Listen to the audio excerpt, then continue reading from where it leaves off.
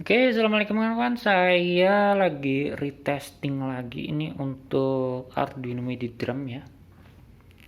Jadi saya ngebuat triggernya ini pakai tom ya. Jadi pakai tom ini. Nah, jadi ini saya itu bolongin ya. Ini tom ini saya jebol. Nah, ini kalau ini bahan dasarnya. Tom 13 apa 14 itu basing mau 12, saya belah jadi dua ya, nanti saya kasih bawahnya atas bawah itu. Nah seperti itu ya. Ini untuk bahan triggernya ya, jadi biar seolah-olah nyata. Terus bagian atasnya ini saya pakai namanya bahan untuk ini ya, kain kondangan, tahu nggak yang untuk warna hitam itu di kondang-kondangan itu. Nah pakai itu ya, terus dibuat ininya, kulitnya saya kupas, diambil aja namanya ininya ya, ringnya kan untuk ngikat si ininya. Nah jadi ini kalau untuk itu begini ya. Nah ini seperti ini, jadi nggak ada suaranya. Nah ini kan nggak ada suaranya, jadi ini work banget ya. Tinggal ini tebel ini karena dicakar kucing ya. Kalau ini dicakar kucing ya, jadi jebol. Nah terus kalau untuk testing ya, nah ini coba kita testing. Ini sudah tercolok ya kawan-kawan. Nah ini coloknya ke Arduino ya. Jadi ini saya gunain namanya Arduino sebagai modul untuk drum elektriknya. Ini coba kita colok di sini ya, di SB20. Nah sudah kedetek ya suaranya. Habis itu ini saya nggak ada namanya ngeluarin loop MIDI ya, di bawah sini juga nggak ada. Ini nggak kelihatan ya, ini bukan ya. Nah ini kedeteksinya tuh bukan ini kawan-kawan, bukan namanya komport lagi ya. Nih nggak ada komportnya tuh, mana ya, nggak ada komport ya. Ini kedeteksinya RMD drum, jadi nggak perlu namanya ini lagi ya kawan-kawan, namanya MIDI hairless sama MIDI loop ya. Emang MIDI loop ini saya coba, ini kalau untuk MIDI loop ini gunanya juga berguna ya kawan-kawan. Jadi MIDI loop ini digunakan pada saat mengcoding aja ya. Nah setelah kita udah selesai coding, kita tinggal upload aja pakai flip ini ya. Kalau untuk mengubah aplikasi komport itu jadi MIDI device ya. Syaratnya itu kita harus gunakan namanya Arduino yang Atmel ya, bukan yang CH. Nah kalau kalian belinya CH ya harus pakai MIDI hairless ya gitu. Oke kita tes aja ya.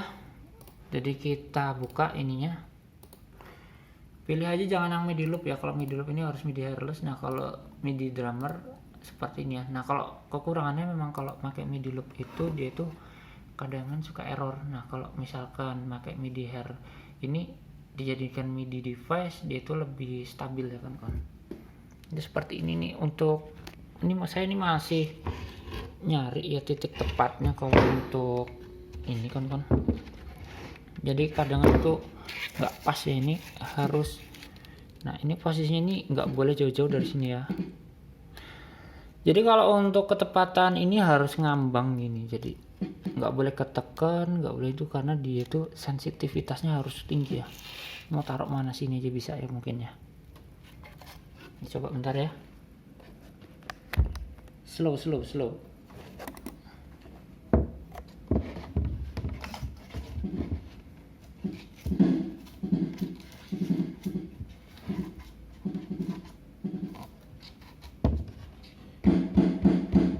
Oke. Nah posisi sensor itu sebenarnya kalau untuk trigger itu kadang-kadang sensitif, itu kuning-kuning itu harus namanya nggak boleh, namanya harus sedemikian mungkin itu dia tuh harus nempel dengan kulit atau membrannya ya. Jadi kalau bisa bawah itu jangan diganjel, jadi nggak boleh namanya bagian keramiknya itu nggak boleh di lem ya kan. Kalau dia lem itu sensitivitasnya kurang ya. Nah kalau misalkan ini seperti ini gini,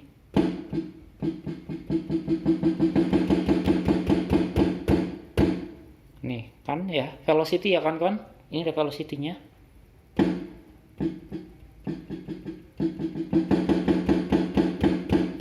Oke, nah coba kita lihat di aplikasi AZ Drum ya.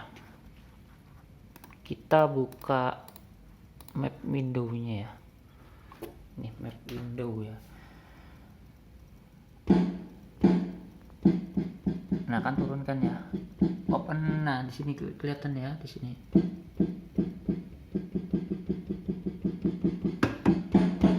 Nah jadi ini enak banget ya, jadi seolah-olah kayak drum ori gitu ya, drum listrik asli ya. Jadi memang bisa ya, drum asli itu kita jadikan itu dengan sensor piezo ya.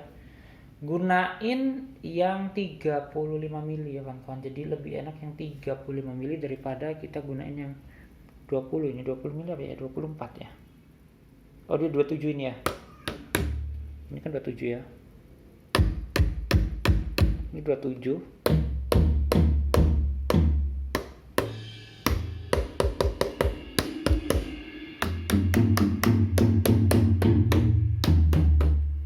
Ini bisa ya. Nah kalau ini saya gunakan sensor piezo 35 mili ya, jadi lebih enak nih ya kan. Nih ya, kayak snare asli ya kan kawan. Coba kita lihat lagi. Oke mantap ya. Jadi kuncinya sebenarnya kalau misalkan triggernya itu nggak sensitif, itu kuncinya itu ada di sini.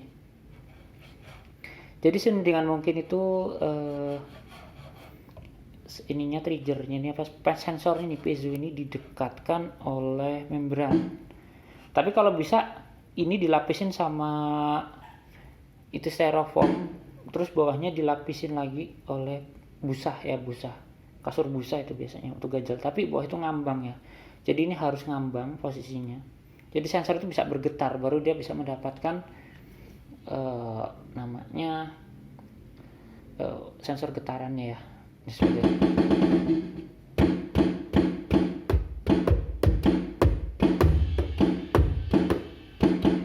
Nah kan di sini juga ada nih. Nah kalau bisa sensor ini sih taruhnya di tengah ya, kalau di sini nggak kurang sensitif ya. Nah kurang ya, jadi ini sensor ini kalau usahain taruhnya di tengah. Ini saya juga masih riset sih sebenarnya ini kalau untuk posisi sensitivitas sensor ini, karena gimana ya bikin drum Arduino ini bilang gampang ya gampang, susah ya susah gitu, tetap ada tempo waktunya gitu, nggak semudah yang kita pikirin gitu, ternyata susah gitu ya. Membuat triggernya susah, itunya lagi lebih susah gitu ya. Nah membuat ini itu lebih sulit lagi ya, karena berkaitan dengan pengkabelan. Kita aja kalau mau nganu ini lebih susah lagi ya kan, ini susah lagi ini penggunaan kabel aja salah, ini nggak boleh di sini. Jadi gunakan kabel yang tipis untuk ke sensor, karena semakin tebal kabel itu semakin sensitivitas sensor itu semakin berkurang ya, resistensinya semakin tinggi seperti itu. Nah jadi seperti ini ya velocity ya. Nih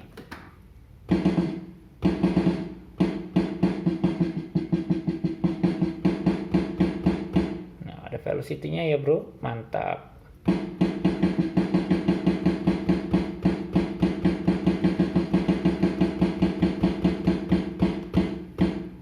Oke, jos ya.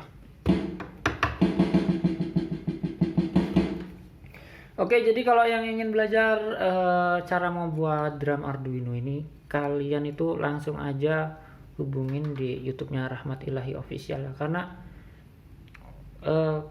program, kalau untuk yang bertanya program ini masih punyanya dia ya. Jadi ini kalau program ya jujur ada kawan-kawan, saya punya programnya. Nah tapi ini kan masih terkait hak ciptanya punyanya Rahmat Ilahi Official ya, bukan punya saya ya. Saya hanya sekedar namanya ini ya.